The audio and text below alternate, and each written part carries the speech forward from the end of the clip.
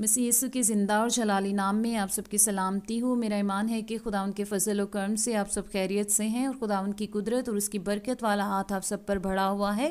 میں خدا ان کا شکر کرتی ہوں کہ جو بارہا ہمیں یہ موقع فراہم کرتا ہے کہ ہم اس کے کلام کو سن سکیں، اس کی باتوں کو شیئر کر سکیں، اور خدا ان کا اس بات کے لیے بھی شکر کرتی ہوں کہ آپ لوگ میری ویڈیوز کو لائک کر رہے ہیں، اور ضرور ان ویڈیوز کو دوسروں کے ساتھ بھی شیئر کریں، اور اس چینل کو ضرور سبسکرائب کریں اور بیل کے آئیکن کو ضرور پریس کریں تاکہ میری آنے والی نیو مسیحی ویڈیوز کے نوٹیفیکیشن آپ سب کو مل سکے۔ آج ہم جس کہانی کو سنیں گے وہ ہے آدم اور ہوا کی کہانی، کیونکہ جب خداوند نے ہر چیز کو بنایا تو اس نے انسان کو بھی بنایا، تو آج ہم اسی کہانی کو سنیں گے۔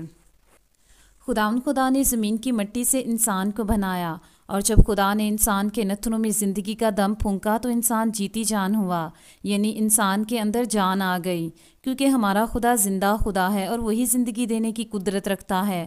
اس کے بعد خداوند نے انسان کے رہنے کے لیے مشرق کی طرف عدن میں ایک باغ لگایا۔ خدا نے انسان کو اس باغ میں رکھا۔ خدا نے اس باغ میں بہت سے درخت لگائے جو کھانے اور دیکھنے میں بہت اچھے تھے۔ خدا نے اسی باغ میں نیک و بد کی پہچان کا درخت بھی لگایا۔ خدا نے عدن سے ایک دریا باغ کے سیراب کرنے کو نکالا اور اسے 4 ندیوں میں تقسیم کیا۔ خدا نے آدم کو باغ عدن میں رکھا تاکہ وہ باغ کی نگہبانی اور باغبانی کرے، لیکن خدا نے آدم کو ایک بڑا حکم بھی دیا، اور وہ یہ حکم تھا کہ آدم باغ کے ہر درخت کا پھل بے روک ٹوک کھا سکتا تھا، سوائے نیک و بد کی پہچان کے درخت کا، کیونکہ خدا نے کہا کہ جس روز تو نے اس میں سے کھایا تو مرا۔ اس کے بعد خداوند آدم کے پاس ہر ایک جانور اور پرندے اور چوپائے کو لایا جن کو خداوند نے مٹی سے بنایا تھا۔ خداوند نے کہا کہ آدم ان تمام جانوروں اور پرندوں کے نام رکھے۔ تب آدم نے جس جانور اور پرندے کو جو نام دیا وہی اس کا نام ٹھہرا۔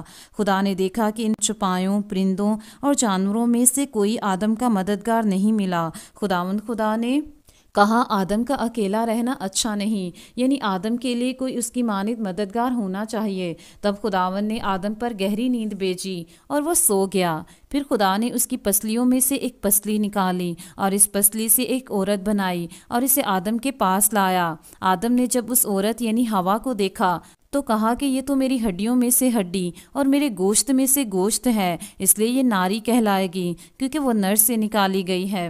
ہم دیکھتے ہیں کہ آدم اور ہوا باغ عدن میں رہتے ہیں اور خداوند ہر روز ان سے ملنے آتا ہے اور وہ روز خداوند سے بات کرتے ہیں، لیکن پھر ایک دن ایسا ہوتا ہے کہ انسان اور خدا کی جدائی ہو جاتی ہے۔ انسان کیا کرتا ہے؟ انسان خدا کی نافرمانی۔ سانپ جو کہ کل دشتی جانوروں سے جن کو خدا نے بنایا تھا چلاک تھا، اور اس نے عورت سے کہا کیا واقعی خدا نے کہا ہے کہ باغ کے کسی درخت کا پھل تم نہ کھانا؟ عورت نے سانپ سے کہا کہ باغ کے درختوں کا پھل تو ہم کھاتے ہیں، پر جو درخت باغ کے بیچ میں ہے اس کے پھل کی بابت خدا نے کہا ہے کہ تم نہ تو اسے کھانا اور نہ چھونا ورنہ مر جاؤ گے۔ تب سانپ نے عورت سے کہا کہ تم ہرگز نہ مرو گے، بلکہ خدا جانتا ہے کہ جس روز تم اس میں سے کھاؤ گے تمہاری آنکھیں کھل جائیں گی اور تم خدا کی مانند نیک و بد کے جاننے والے بن جاؤ گے۔ عورت نے جو دیکھا کہ وہ درخت کھانے کے لیے اچھا اور آنکھوں کو خوشنما معلوم ہوتا ہے اور عقل بخشنے کے لیے خوب ہے، تو اس کے پھل میں سے لیا اور کھایا اور اپنے شوہر کو بھی دیا اور اس نے کھایا۔ تب دونوں کی آنکھیں کھل گئی اور ان کو معلوم ہوا کہ وہ ننگے ہیں، اور انہوں نے انجیر کے پتوں کو سی کر اپنے لیے لنگیاں بنائی۔ پھر جب خداوند ٹھنڈے وقت باغ میں آتا ہے تو آدم اور ہوا خدا کی آواز کو سنتے ہیں تو وہ اپنے آپ کو درختوں میں چھپا لیتے ہیں۔ جب خدا آدم کو پکارتا ہے کہ آدم تو کہاں ہے، تو آدم کہتا ہے اے خدا، میں نے تو اپنے آپ کو چھپایا ہوا ہے کیونکہ میں ننگا ہوں اور میں اس لیے تیرے سامنے نہیں آ سکتا۔ تب خداوند کہتا ہے کہ تم لوگوں نے میرے حکم کو توڑ دیا اور اس درخت کے پھل کو کھا لیا جس کو کھانے سے میں نے تم کو منع کیا تھا۔ تب آدم نے ہوا پہ الزام لگایا کہ یہ سب میں نے ہوا کے کہنے پہ کیا، اور ہوا نے سانپ پہ الزام لگایا کہ یہ سب کچھ میں نے سانپ کے کہنے پہ کیا۔ پھر ہم دیکھتے ہیں کہ جب آدم اور ہوا خدا کی نافرمانی کرتے ہیں تو ان کو سزا ملتی ہے، اور خدا نے سانپ سے کہا اس لیے کہ تو نے یہ کیا تو سب چوپایوں اور دشتی جانوروں میں مالاؤن ٹھہرا، تو اپنے پیٹ کے بل چلے گا اور اپنی عمر بھر خاک چاٹے گا، اور میں تیرے اور عورت کے درمیان اور تیری نسل اور عورت کی نسل کے درمیان عداوت ڈالوں گا، اور وہ تیرے سر کو کچلے گا اور تو اس کی ایڑی پر کاٹے گا۔ پھر اس نے عورت سے کہا کہ میں تیرے درد حمل کو بہت بڑھاؤں گا، تو درد کے ساتھ بچے جنے گی اور تیری رغبت اپنے شوہر کی طرف ہوگی اور وہ تجھ پر حکومت کرے گا۔ اور آدم سے اس نے کہا چونکہ تو نے اپنی بیوی کی بات مانی اور اس درخت کا پھل کھایا جس کی بابت میں نے تجھے حکم دیا تھا کہ اسے نہ کھانا، اس لیے زمین تیرے سبب سے لعنتی ہوئی۔ مشقت کے ساتھ تو اپنی عمر بھر اس کی پیداوار کھائے گا، اور وہ تیرے لیے کانٹے اور اونٹ کٹارے اگائے گی، اور تو کھیت کی سبزی کھائے گا، تو اپنے منہ کے پسینے کی روٹی کھائے گا، جب تک کہ زمین میں تو پھر لوٹ نہ جائے، اس لیے کہ تو اس سے نکالا گیا ہے، کیونکہ تو خاک ہے اور خاک میں پھر لوٹ جائے گا۔